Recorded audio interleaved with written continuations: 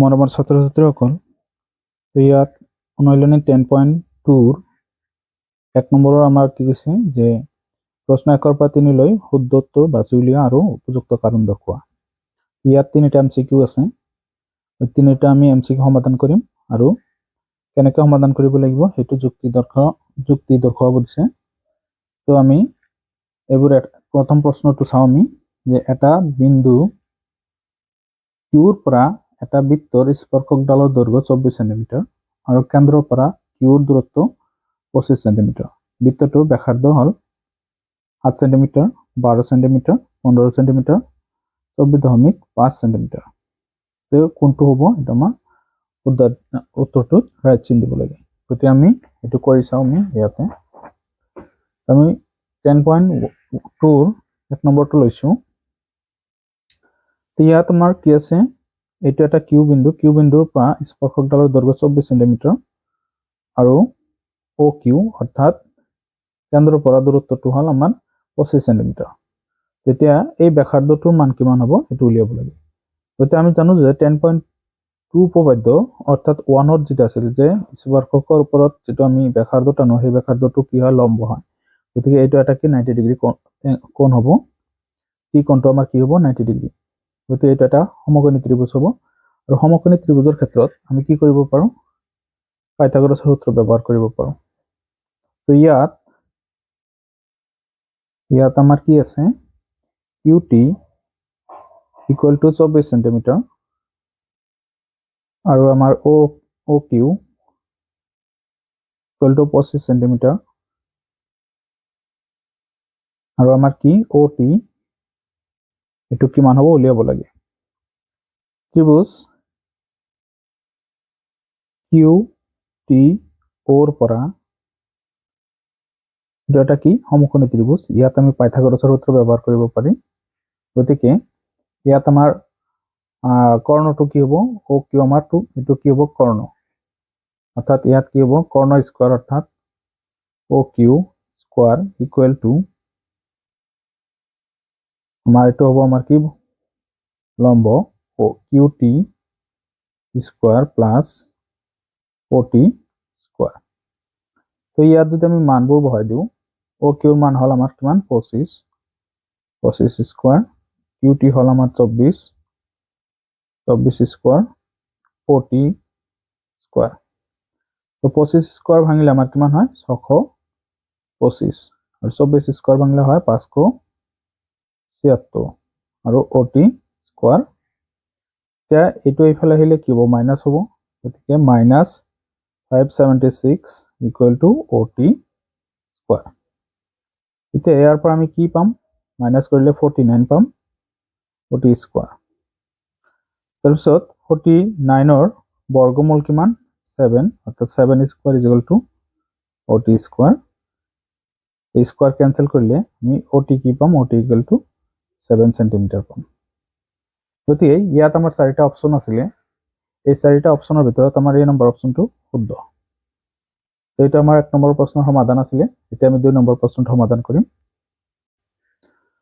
2 number প্ৰশ্নটোত কোৱা হৈছে চিত্ৰ 10.11ত যদি ও কেন্দ্ৰযুক্ত এটা বৃত্তৰ TP আৰু TQ দুডাল স্পৰ্শক যাতে POQ ইকুৱেল 110 ডিগ্ৰী তেন্তে PTQ কোণ কিমান হ'ব। ইয়াত অপশন এ দিছে 60 ডিগ্ৰী, বি অপশন 70 ডিগ্ৰী, সি অপশন 80 ডিগ্ৰী, ডি অপশন 90 ডিগ্ৰীৰ সমান। তো এইটো আমাৰ ডায়াগ্ৰামটো দিয়া আছে 10.11। তো ইয়াত কি আছে, TP আৰু TQ এই দুটা স্পৰ্শক আৰু ইয়াত POQ কোণ 110 ডিগ্ৰী দি আছে। এতিয়া কৈছে কি আমাৰ PTQ কোণ এই কোণটোৰ মান কিমান হ'ব আমাৰ উলিয়াব লাগে। তো আমি জানো এটা এটা চতুৰ্ভুজ হয় আৰু চতুৰ্ভুজৰ বিপৰীত কোণ কি হয়, যোগ কৰিলে 180 ডিগ্ৰী হয়। গতিকে আমি ইয়াত কি কৰিব পাৰোঁ, ইয়াত যেহেতু এইটো এটা স্পৰ্শক হয় আৰু এইটো এটা স্পৰ্শক হয়, এই স্পৰ্শক দুডালে কি কৰিছে ইয়াত স্পৰ্শ কৰিছে আৰু এইটো এই ব্যাসাৰ্ধটো ইয়াৰ ওপৰত লম্ব। গতিকে ইয়াত কি 90 ডিগ্ৰী কোণ হ'ব আৰু ইয়াতে 90 ডিগ্ৰী কোণ হ'ব। এইটো 10.1 উপপাদ্য মতে। ইয়াত আমাৰ কি আছে, ইয়াত যেহেতু OP লম্ব P আৰু OP লম্ব কি P পি আৰু আছে আমাৰ কি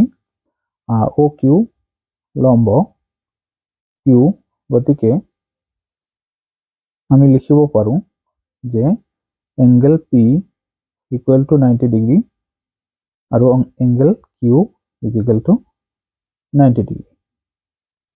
সো আমি কি কৰিব পাৰো চাৰিটা কোণ যদি আমি যোগ কৰো যে পি থেকে পি ও কিউ কোণ প্লাস পি কোণ প্লাস কিউ কোণ প্লাস টি কোণ অর্থাৎ টি কোণটো আমি এনেকে লিখিব পাৰো পি টি কিউ কোণ ইকুৱেল টু 360 ডিগ্ৰী এই চতুৰ্ভুজ এটাৰ চাৰিটা কোণ যোগ কৰিলে কিমান হয় 360 ডিগ্ৰী হয় গতিকে পি ও কিউ 110 ডিগ্ৰী আমাৰ দিয়া আছে পি কোণ আমি 90 ডিগ্ৰী পাইছো কিউ কোণ আমি 90 ডিগ্ৰী পাইছো এইটো প্লাস পি টি কিউ কোণ এইটো আমাৰ উলিয়াব লাগে 360 ডিগ্ৰী এই গোটেইকেইটা আমি যোগ কৰি দিওঁ এই দুটা মিলাব 180 আৰু 290 হ'ব 290 ডিগ্ৰী 180 আৰু 110 তো কি হ'ব 290 plus P T Q equal to 360 degree এতিয়া এইটো যদি হোফালে যায় এইটো কি হ'ব মাইনাস হ'ব তো আমাৰ ইয়াতে কি কৰিছো এইটো কোণৰ মান বহাই দিছো পি ও কিউ পি কোণ কিউ কোণ পি টি কিউ 360 ডিগ্ৰী তো 110 ডিগ্ৰী এইটোৰ মান দিয়া আছিলে আৰু পি কোণ আমি 90 ডিগ্ৰী পাইছো কিউ কোণ আমি 90 ডিগ্ৰী পাইছো পি টি কিউ আমাৰ মান নাই এইটো উলিয়াব দিছে আৰু 360 ডিগ্ৰী এই গোটেইকেইটা যোগ কৰি আমি 290 পালো এতিয়া 290 যদি হোফালে যায় তেতিয়া মাইনাস হ'ব তো পি টি কিউ কোণ equal to 360 degree minus 290 degree এতিয়া এইটো মাইনাস কৰি দিও পি টি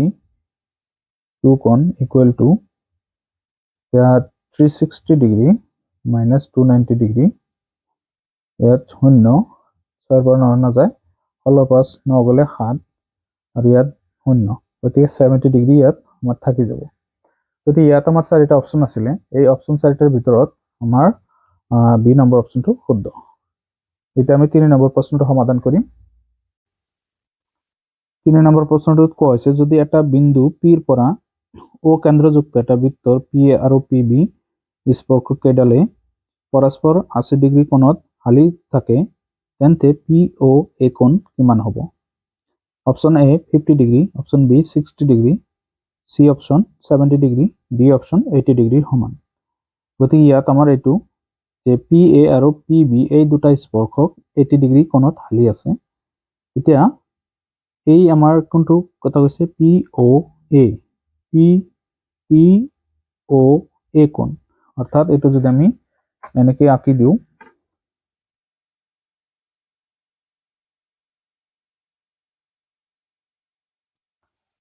এই কোণটোৰ মান কিমান হ'ব আমাৰ উলিয়াব দিছে পি এ ও কোণ তো এতিয়া আমি এটা ধাৰণা লওঁ যে এই ত্ৰিভুজ আৰু এই ত্ৰিভুজটো কি হয় সৰ্বাংগ সম হ'ব তেতিয়াহ'লে এই কোণটো আৰু এই কোণটো আমি সমান সমান বুলি ক'ব পাৰিম এতিয়া এই কোণটোৰ মান কিমান আছে এইটো নাজানো আমি এইটো 90 ডিগ্ৰী এইটো 90 ডিগ্ৰী গতিকে 180 ডিগ্ৰী আৰু 80 ডিগ্ৰী এইটো এই দুটা মিলি যদি 180 ডিগ্ৰী হয় এই দুটা মিলি 180 ডিগ্ৰী হ'ব গতিকে ইয়াত 80 ডিগ্ৰী ইয়াত 100 ডিগ্ৰী হ'ব গতিকে 100 ডিগ্ৰী দুই ভাগ কৰিলে কিমান হ'ব 50 50 কৈ পৰিব গতিকে আমি এইটো ইয়াত কৰিব লাগিব ইয়াত ত্ৰিভুজ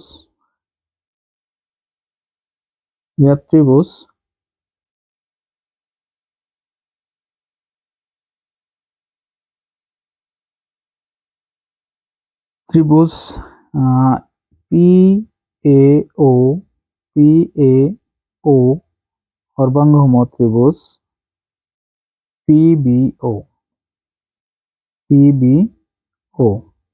ইয়াত যেহেতু ত্ৰিভুজ কি হৈছে এই দুটা সৰ্বাংগ সম আৰ এইচ এছ মতে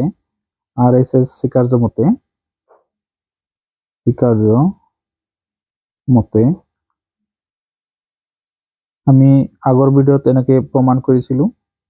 আমাৰ যেটো উপপাদ্য 10.2 আছিলে ঠিক একেদৰে তো ইয়াত আমি এই দুটা সৰ্বাংগ সম কাৰণ এই বাহু এই বাহু কি হয় একেবিত্তর ব্যাসার্ধ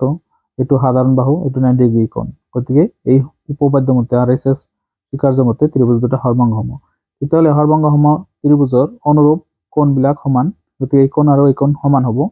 গতিকে আমি লিখিব পাৰো গতিকে angle AOP equal to angle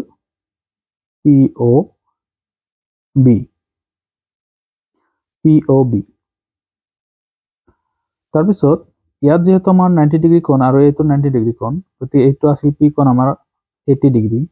তেতিয়াহ'লে AOB কোণ কিমান হ'ব তো 90 ডিগ্ৰী কোণ যদি হয় এই দুটা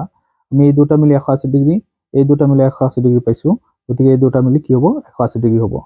এতিয়া ইয়াত আমি লিখিব পাৰো যে angle P plus angle AOB equal to 180 degree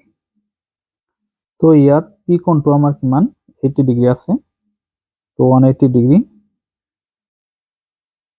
এতিয়া সৰি এইটো লাইন ফুল হল P কোণটো 80 ডিগ্ৰী প্লাস AOB কোণ ইকুয়াল টু 180 ডিগ্ৰী এতিয়া 80 ডিগ্ৰী যদি আমি হওফালে দিও মাইনাস হ'ব 80 degree equal to AOB equal to 180 degree minus 80 degree তো ইয়াত কিমান থাকিব ইয়াত আমাৰ AOB কোণ আমি 100 ডিগ্ৰী পাম তো 100 ডিগ্ৰী যদি হয় তেতিয়াহ'লে ইয়াত আমাৰ এই দুটা কোণ মিলি আমাৰ AOB কোণ হয় গতিকে আমি কি কৰিব পাৰো ইয়াত AOB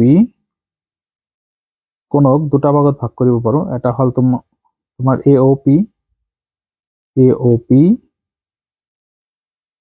প্লাস POB